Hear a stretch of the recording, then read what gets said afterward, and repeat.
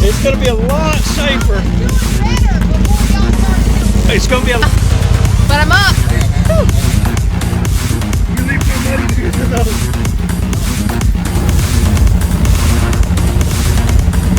Hello, baby. Hey everybody, it's Average J. I wanted to do a short video. We're getting ready to go on a big ride, Southern Ridge, into this month, and right now I'm trying to get the four-wheeler ready. Back in, I think, the end of July, we bought this, and it's been awesome so far, but there's a few things I want to do, so I thought I'd share a couple of these things with you. To start with, right here's the factory snorkels. They fit easily behind this cover. But the problem is, as you can see, you can get in some trouble. I like to have screwed up. I jumped off in a hole that was almost above this wheel. So I decided I want to extend the height of the snorkel. So I bought this kit, and pardon the mess in the shop. It is what it is right now. I'm bouncing between a couple of day jobs and working on this stuff on the side. But this kit, it's high lifter. I ordered it. If you're running these Sportsman, right there is your riser relocation kit. Step one, pull this cover off, really simple. And if you look, you got to remove the factory stuff, which I hadn't done that step yet. I'm about to. I jumped onto the step that bothered me the most, going from very expensive factory plastic to cutting holes in it. Now, I apologize for the quality of video, but I want to share some things with you. This kit requires a 2 3/4 inch hole saw to cut the holes in the plastic. And I've already cut the holes. And the problem I had a hole saw kit, you know, China freight kind of stuff, but I didn't have a 2 3/4. So I was going to have to go out, buy a hole saw in order to make this hole. Well, they're not cheap, and when you buy them individually, they cost more. So the deal was, man, Average J's budget's not always really big. So how did I do it? I'm going to show you a tool that I love. It's called a fly cutter, and if you've ever worked around sheet metal, you'll be familiar with this industrial stuff. This arm, and I apologize for the crappy video, but I'm on my own. This arm is adjustable by loosening and changing those set screws. I can extend that arm in and out, and in doing so, I can position the cutter. What is this? Infinite hole making in thin materials.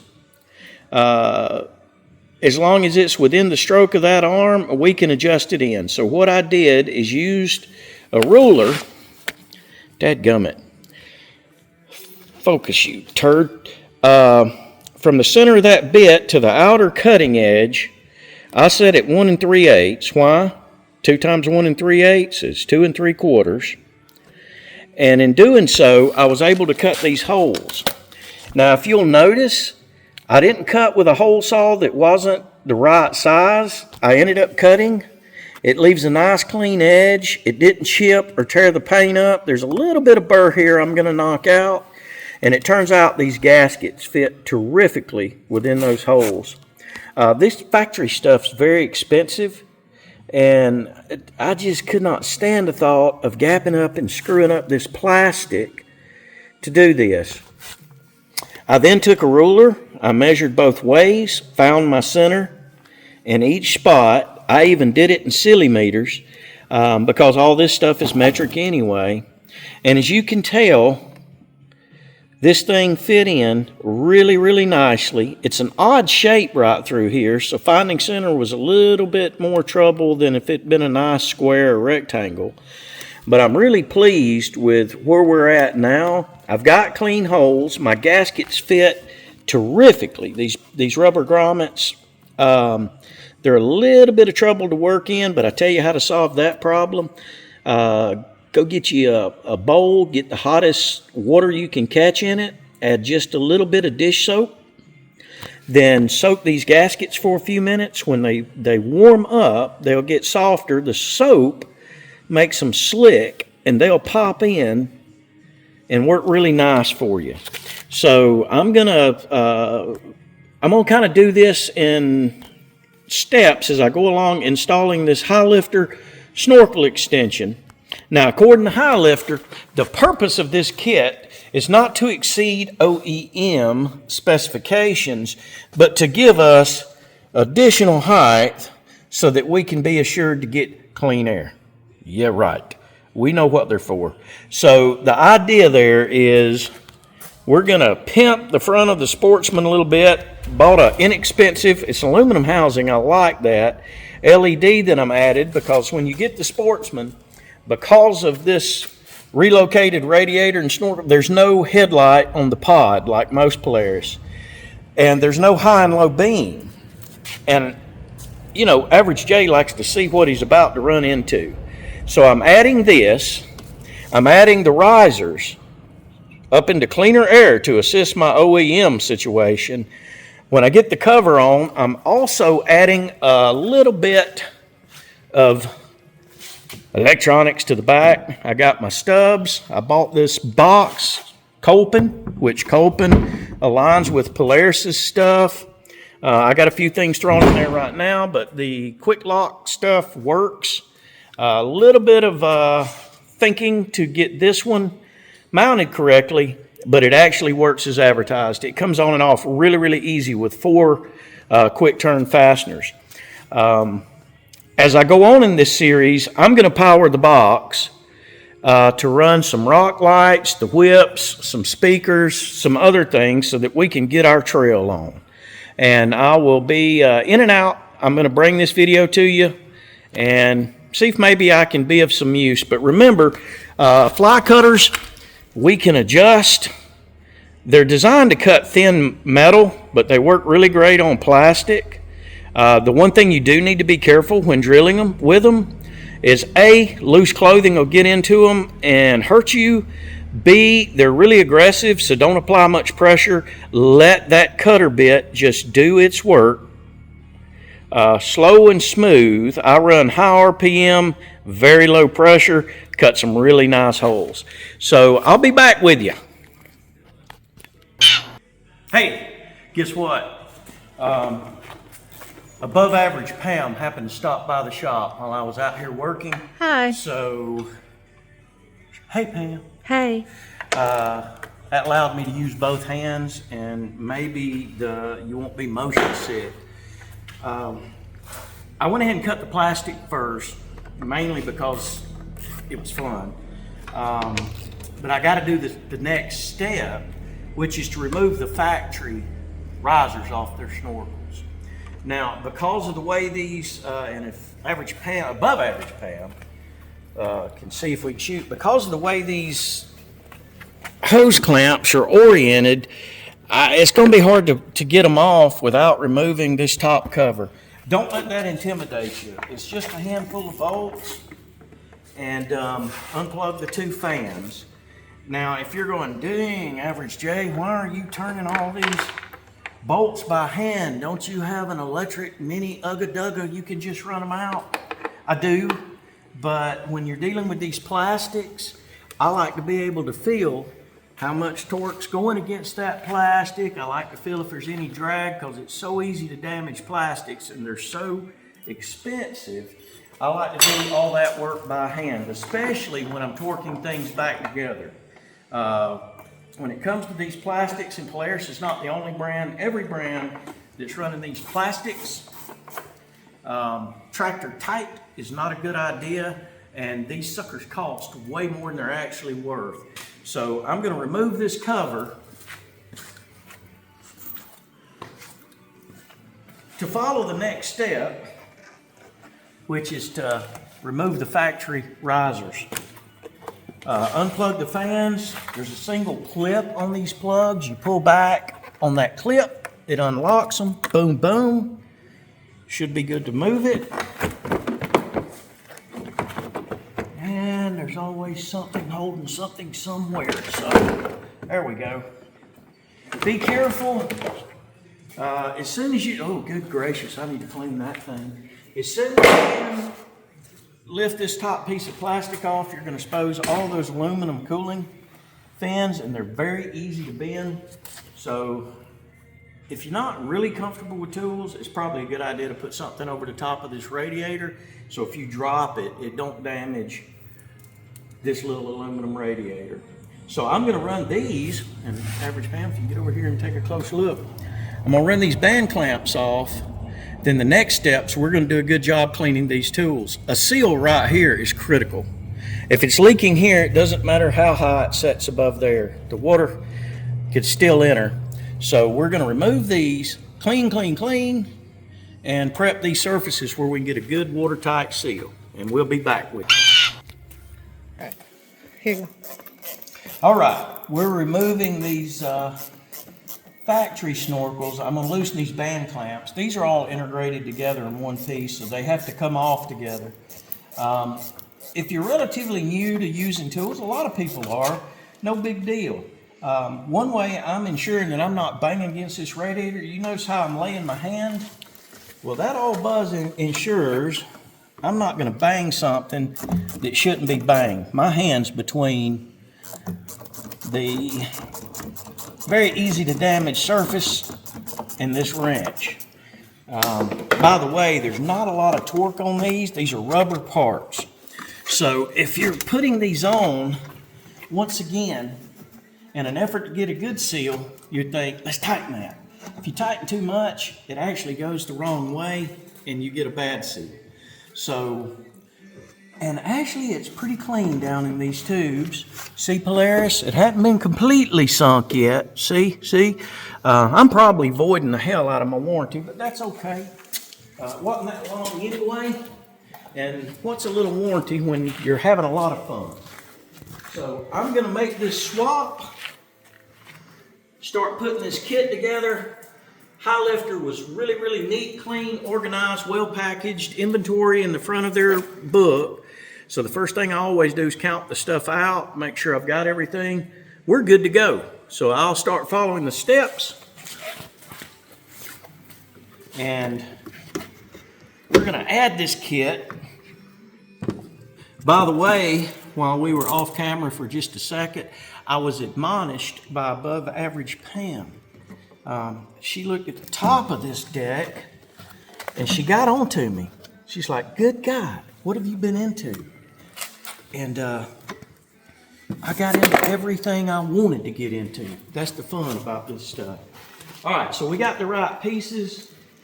I'm gonna get these tubes good and clean, and then we're gonna introduce dielectric grease. Now, I don't support a particular brand, but this is hard plastic, those pieces are rubber. So when these surfaces are really clean, it's hard for you to get that rubber to move across. This does two things. It's gonna lubricate the tubes where our sockets, our rubber sockets, go on a little bit easier. Plus, dielectric grease, I love this stuff.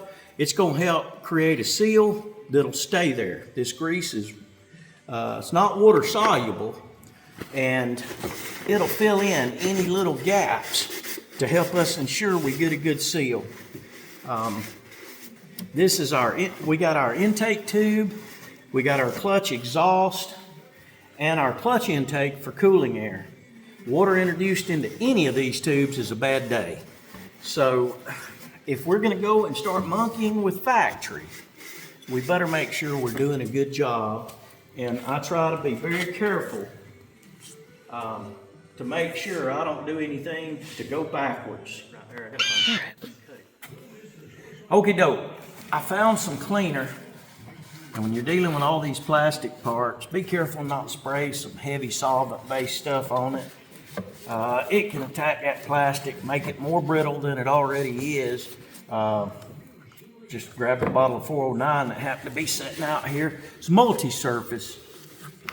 By the way, it kills 99.9% of bacteria and viruses. It's important to kill all them germs in off-roading. So the instructions don't give us a height or how far these should go down on these tubes. So what I'm gonna do, if above average pound will come in, we could probably zoom in and you'll see this. There's these little molded plastic stops. It didn't call out in the book if there's a depth measurement, but we're going to use these stops as our guides to make sure our tube depth is right. Really easy, no measurement necessary. And that's going to be the next step. Here's where my dielectric grease is going to come in. It's about to make this step a little easier, and it's going to help us create a better seal for the long term. You can buy this in small tubes. This larger can's kind of expensive, but you can buy dielectric in small tubes. As a matter of fact, in a lot of the big parts stores, they got it in little squeezy packets like ketchup sitting around the front counters, and it's pretty cheap. Every time I unplug a plug on this thing, or I'm doing something like this, I add that grease before I plug things back in. This is waterproof, so if there is a tiny little gap, this grease fills the void, and it'll keep you Polarising longer, or your Can-Am or whatever. It's just a good idea. So we got them good and greased up. By the way, only the best. Only the best. I was goofing on China, so above average pound evidently feels that I may be a product of not necessarily the highest quality. Oh God, look how easy that went on. We shove it down till it hits the stop. Oh, that was a no-brainer. Folks, I tried this without this dielectric. It was a total pain in the butt. This is really, really easy. So the sockets are all set. They're at that height based on those plastic stops. Now, since I've got this option, I'm going to install them in a way that's easy to get to this hardware. The factory ones were turned in every kind of direction. So let's grab the right size socket. And I kind of suck at metrics. I'm not going to lie to you. I've spent my whole career working on U.S. manufactured aircraft. So thank goodness it's all standard, believe it or not. Every aircraft made in the USA that I've come across. You gonna take the China sticker off before you tighten that? Do I want to take the China sticker off? Hell yes, I want to take the China sticker off. If I had a sticker that read America, I'd put it on in its place. Now, the plastic's kind of tight coming here, so if I rotate the screw portion of this band clamp, it may interfere. So matter of fact, what I'm gonna do is rock it to one side. I'm gonna put this one on the inside, then I don't have to worry about clearance issues putting that plastic back on. This is that other case I was telling you, by the way. If you grab electric impacts, it's very hard to control how much torque goes into this stuff. These factory band clamps, hardly any breakaway torque. So in an effort not to over torque, I like to do it by hand. I love impacts, they're fast, and when I'm working on hard parts, engine parts, suspension parts, you bet. But when it comes down to final torque, or it comes down to fragile things, you're not going to see me pick up a power tool. I've made my living working on airplanes for a long time, and if you think off-road is expensive, you should try buying some airplane parts. So we're very, very protective of every part and piece that we pick up and the surfaces around where we're working. It's just built into our DNA around aviation to consider all that kind of stuff. I put that one on. I need to reorient this piece of hardware right quick. There we go. That way, any surfaces it might touch won't suffer. Now, right here, that could make a little contact. This one's just in an odd spot, so I'm gonna rotate that back. By the way, folks, High Lifter, any of this stuff I'm using, I'm not sponsored by anybody. If it's crap, I'll tell you it's crap, because nobody's gonna cut my paycheck off. I work a day job. But if I like a product, I'll tell you I like it. And so far with High Lifter, this kit, I hadn't done a lot of their stuff, but with this kit, I will say it's been pretty solid stuff so far. From the packaging, the instruction manual, it's better Chinglish than normal. Of course, I like pictures. Average J needs pictures in his instruction. But the photos are pretty good, and the instructions, pretty straightforward. Not a real big issue. So we've installed our Snorkel bushings. That's what they call this. We've put our band clamps on those. Next step, place the hood back on the ATV. So I'm going to go ahead. I pulled that top cover just to make everything a lot easier. You might be able to do it without doing that. But once again, I don't like forcing tools in spots they're not supposed to be in and stressing stuff. So I took a few extra minutes just to make sure I had clearance. So I'm going to throw the top cover back on, plug my fans back in, and I will be in position to take these next steps. Okay. Excessively long stuff. There you go. I'm just pausing and starting, so. Alrighty, we're getting this top back in, and this all looks pretty good. I've got good clearance, none of my hardware's banging against the plastic. And look at here, just walked in, close to normal Caleb. He just got off work, and the whole family's coming together to put this four-wheeler back together. Like I said, in October, the end of this month, we've got a ride over at Southern Ridge, which is in Brantley, Alabama. It's the Halloween gig. Music, I forgot. There's like a whole lot of stuff planned, and we're really looking forward to it. So we're trying to get things ready just in case we happen to dive off in a hole that's a little deep. We won't drown the Polaris. Now, once again, I'm about to put these plugs back together, and if above average Pam will come in, I'm on it, man. I'm not packing. I'm not packing this everywhere. Right here's where the seal's made for that plug. I'm just going to make sure there's a little grease to help complete that seal. No big deal. It's quick to do. But it's like having an insurance policy for stupid. And above average Pam understands that that's an important thing for me. So we got a little grease on them. Like I said, don't use just any. I use dielectric. Dielectric won't conduct. In other words, you won't end up in a circumstance where you end up with shorts in electrical systems. It's designed to work around electrical. These are Polaris. 2 more inches on this wire, and I'd have loved you for it.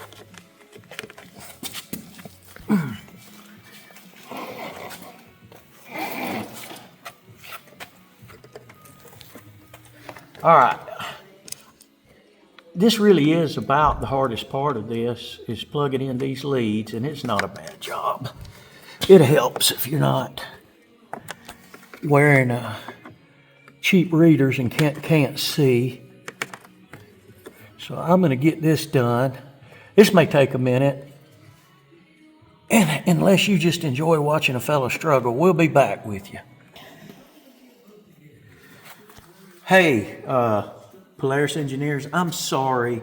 about the things I said about your heritage, maybe your birth, your background. I found a cheat code in case you're doing this at home.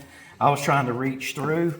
There's actually just enough harness that you can ease this up, put one hand on the bottom side, and check this out. Oh, check it out. There we go. We're waiting. Well, hell, the other one went really, really easy. Of course, now the camera's running. That's the way it is. Go in there, plug. Go to your home. Go to where you belong. Oh, I had it turned the wrong way. Hang on. Well, damn, plug, nothing satisfies you. There it goes. Oh, click. It's so satisfying to hear that little click. All right. Double check. We got the dielectric on them. Everything's in alignment. Everything locked down. Awesome. Awesome. We're going to start to go back together. Let me grab my hardware. We'll drop this hardware in place. That gets me caught back up with the book. Like I said, you may be able to rob those bushings out without having to pull this cover. But honestly, I wanted to put some grease on those connections anyway. And I didn't want to have to struggle so much getting to that hardware. So for me, the extra 5 minutes to pull the cover, it's worth it in the end. Another little deal. Now, a lot of you guys are high time. You've been wrenching on stuff, fixing stuff for a long time. But for those that are not, when you're installing several pieces of hardware, don't torque the first one. Get all your hardware in place, check fitment, then bring them up to torque. So as I drop these in, I'm just going to loosely tighten them. And I'm going to show you why that's important right here on this fuse box. By the way, on these, I don't know about all Polaris four-wheelers because the only other one I've ever owned is kind of old. But on the high lifters, your fuse panel is located right here. So you can take that top cover off really easily, pop your fuse cover off, and deal with angry pixie issues. I like that. It's easy to get to. It's on the top side. So we're going to hang those. We'll get all our holes in alignment.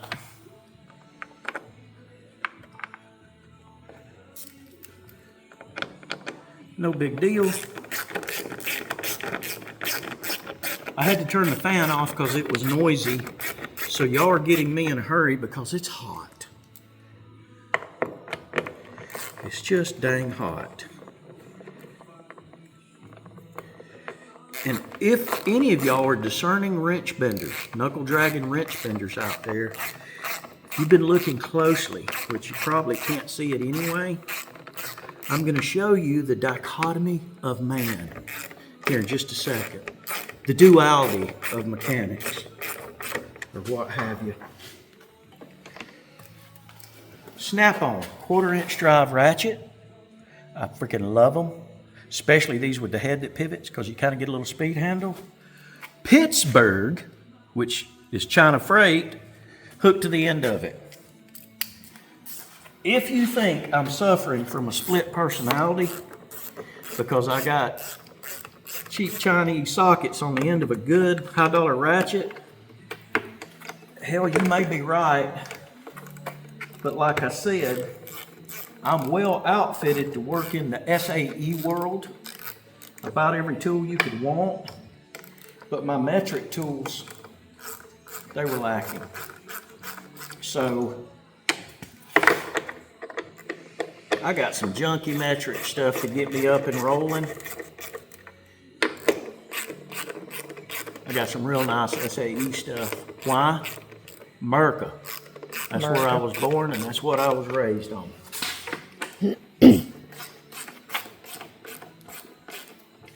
Now, all I did was brought these bolts down till I felt them start to rise in torque. Leave them alone. You will stretch and damage plastic if you over torque. None of these parts are heavy structure. None of them are carrying a load. So by putting a lot of torque on this plastic, all you're doing is destroying it. And that extra turn or two, it will not benefit you, but it will tear up your plastic. We're done with that step. I'm gonna look in the book right quick. We're gonna grab our next parts and we're moving on. Following high lifters assembly instructions. Once these are on, we got our plastic back on. These will insert down into there. I don't care for that a lot. Let me see what I'm possibly getting wrong. Maybe nothing. Okay. They fit mighty loose for something that's gonna work like that. Then it states to put our clamps loosely on, our main clamps loosely on top of what they're calling the bushings, these bigger pieces. So, hey, check that out. They come from the factory, sized perfectly to fit over and not be too loose or too tight. Nice detail. I can appreciate that. Hello, Jakey Beagle. Ah, Jakey. That's the quality control guy, man. Somebody woke him up. He's coming out to look at the work. Hello. Then he'll go back to the office while we struggle. Why? Because that's what quality does. How do I know? I used to be in that business. These are the risers. I believe I've got that right. It says to place the hood back on the ATV. So here we go.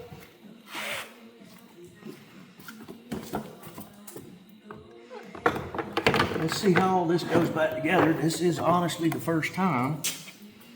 Okay. Get to go down and click back.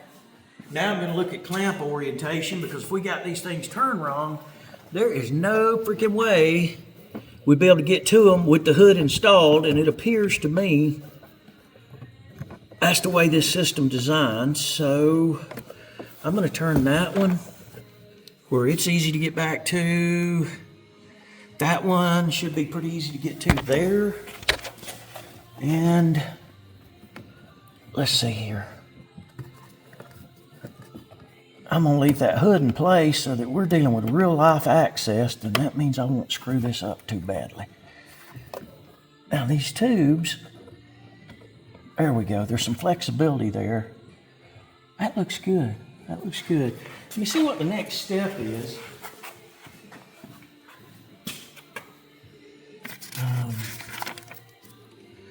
Insert into the holes the riser pipe. The long one, SK-P-213, will go in the center. Once again, our friend, Grace.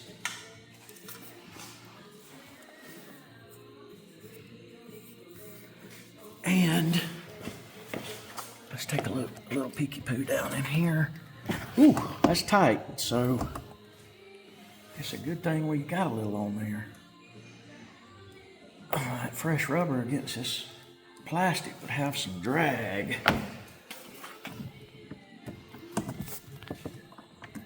Oh yeah, fits like a glove. This one size too small. My holes are the spec, folks. I guarantee it. I measured them afterwards. We're not even a millimeter undersized, so this is just tight. That's the way things are sometimes. The struggle. There we go. All right. That's really, really nice, but I don't get this. It's going to be a lot easier to install these with the cover up, because that thing's sitting way down in that hole. Let's see. What's my chances?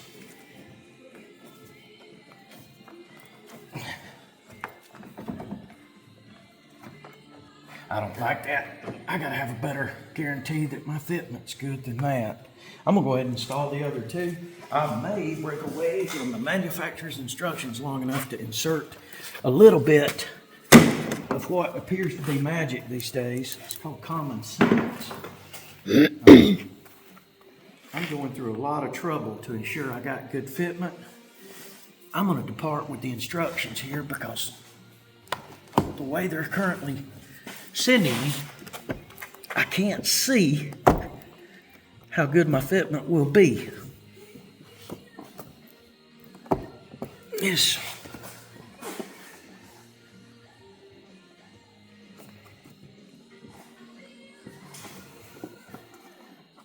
Okay. Damn it, man.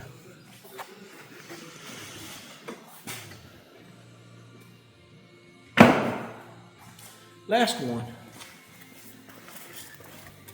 I'm actually kind of pleased. All that's spaced right. The holes are clean. They cut clean with that fly cutter, so you don't have a bunch of ugly hanging out from under these grommets. You know, in the world of performance, appearance is often secondary, but dang, it's nice if you can get something that works as advertised and it's pleasant to look at. Fit and finish, you know, some pride in what you're doing. It goes a long way. It does for me, especially if I'm buying something used. I like to look at how it was put together. It gives you an idea of the mindset of the individual that's been caring for it. I'll admit, sometimes I let the rough end drag, but not often, and certainly not on expensive machines. All right.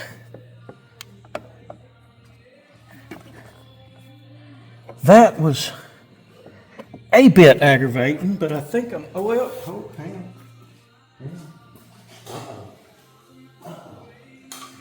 Let's go to the manual here. Well, it's showing these curved pieces going on after the straight pieces are inserted. So, place the top of the pipe. Okay. Our riser pipes, long one goes to the center. Bushing spacer, that's that smaller. Clamp this pipe first before you insert the other two. Well, this is part of the other two. You will not have easy access to the clamps if you insert the remaining two pipes. Okay, so they're just telling us ahead of time you can screw yourself up really easy. Which you've done. No, I'm still good. Why are you so quick to doubt me above average, Pam? Because you said you were going against the manufacturer's instructions. Well, I hadn't yet. For common sense. So far, I've done what they've asked. Here's where I'm going to go against it. I'm going to insert these on the bottom of these tubes before I put the lid down, because I want to make sure that they're engaged properly. Because if these aren't seated right, you're dependent on these to space out to these original bushings. If it's sitting there caught and your pipe's not engaged completely and you clamp around it, you're not going to get a good seal. And I just don't like the idea of not being able to see that.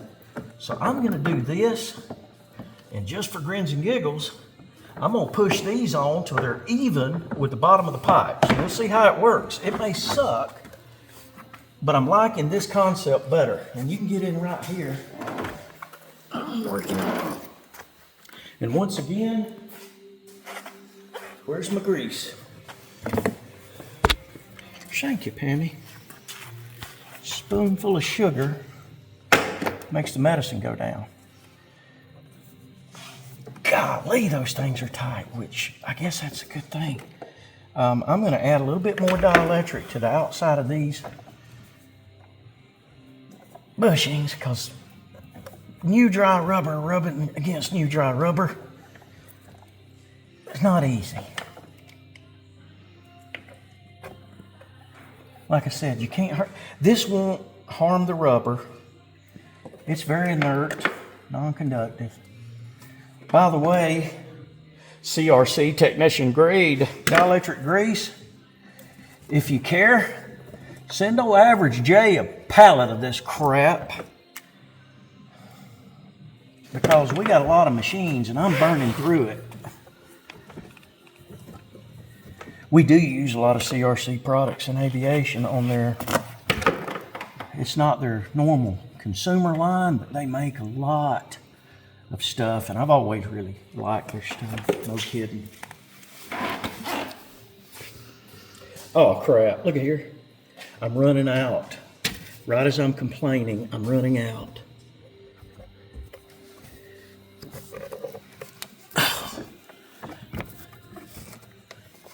Let me get something. I can't get enough gription because my hands are so slick. Because it's hot. Because it's hot. It is hot. It is hot. But our expensive Hollywood grade video production camera, Samsung phone, S24 Ultra. has terrible audio with any noise in the background. So we're suffering for your benefit and comfort. Okay. Now, when I put those in, I have no doubt. Look at there. I have no doubt. Can you push down on it above average, Pete? I'm just trying to line it up. Oh, heck yeah. I like that. In. All right, here's the time for the close-up. What, close up on you? Yeah, on me. Nanny, nanny, boo-boo. My deviation from the manufacturer's instructions worked. I got a good seat, and I could see it, and I know I got good engagement all the way down.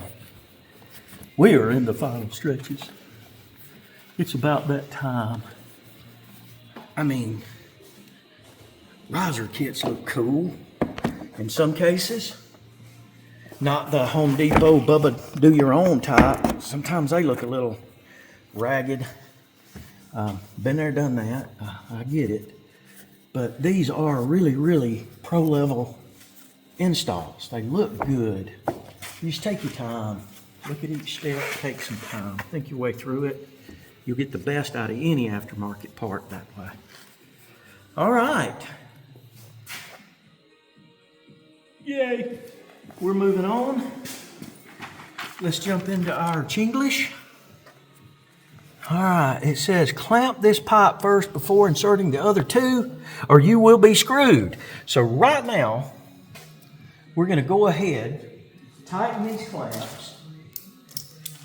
Once again, good old-fashioned by hand, feeling my way along. Try not to screw up.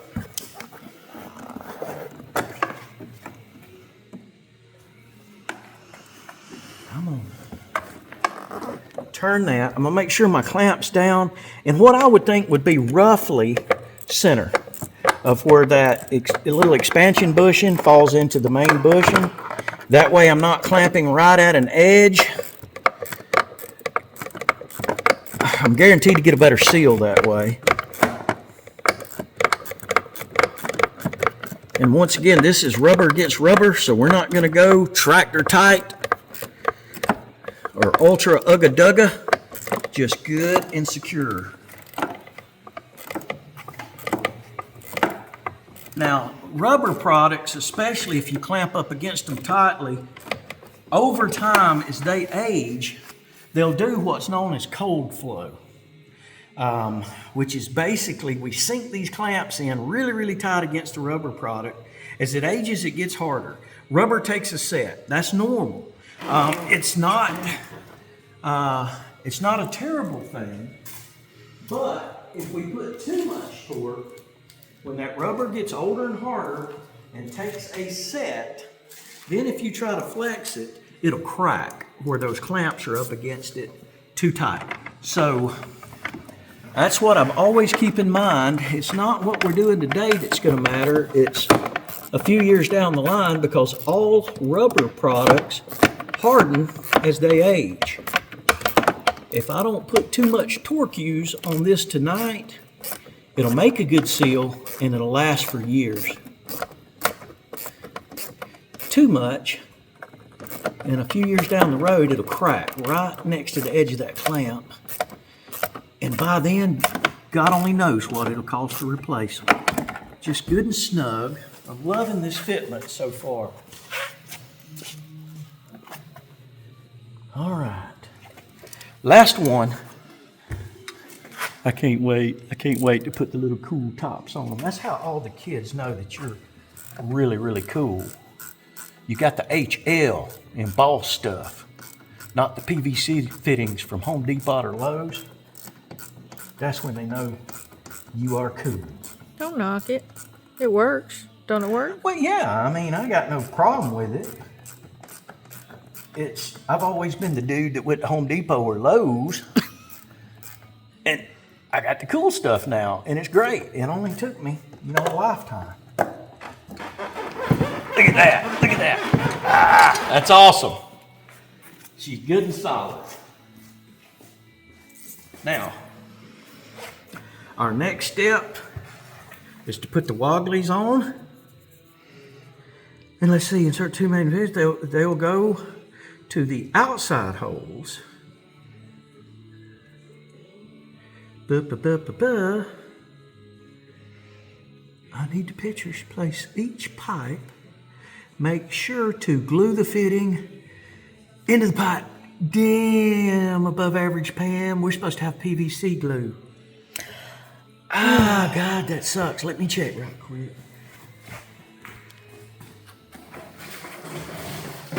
Did it not come with the kit? Let's see what high lifter put in the box. None.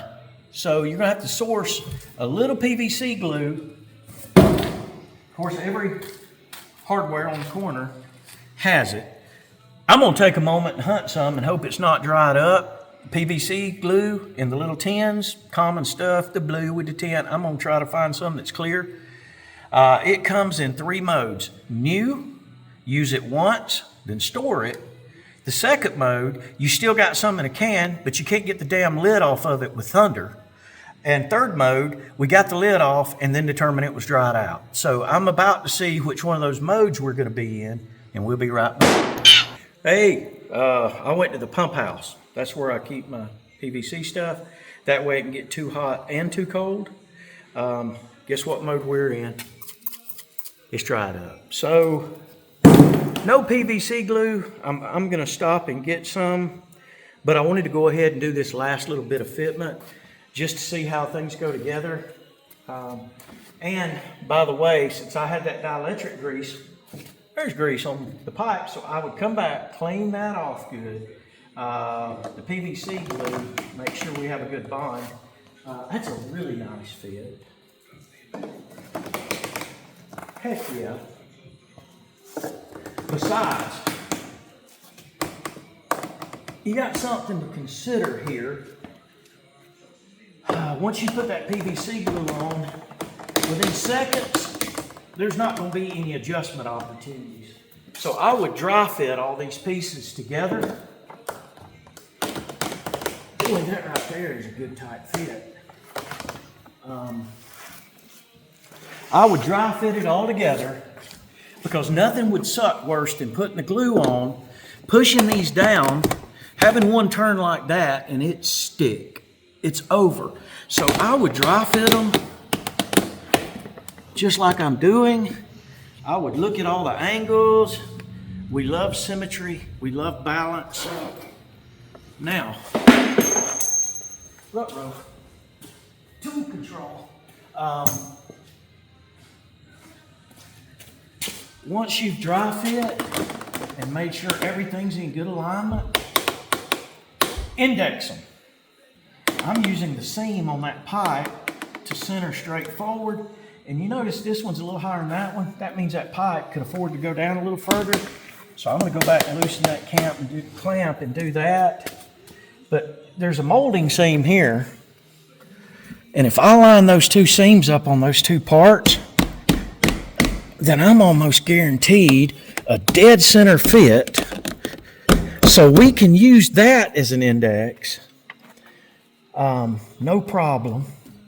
But what about here to here to make sure they're not swagged all over the place?